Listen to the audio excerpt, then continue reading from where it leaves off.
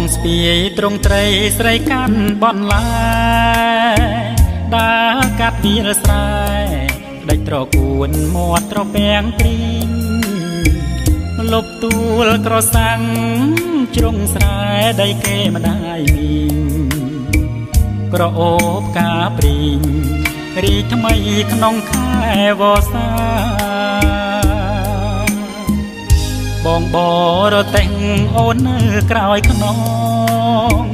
ក្រហមច្រៀងផងសัตយំមុនពេលថ្ងៃលិចមកដល់ក្បែរភូ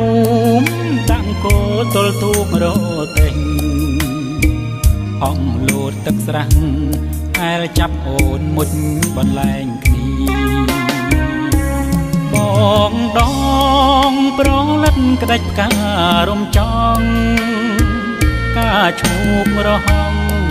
ទទួលពន្លឺចានទ្រីបងពូតក្រមា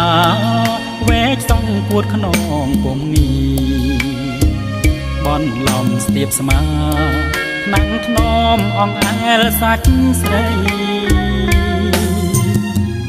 ការឈូកក្រអូបនៅចាញ់សាច់ស្រីក្លិនស្នេហ៍ភក្តីក្លិនស្រីស្រុកស្រែចំការ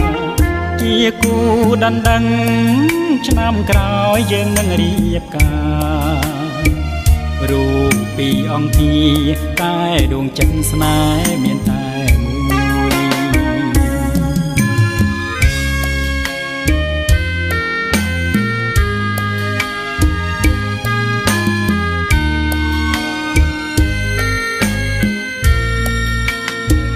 ពេលរដូវច្រូ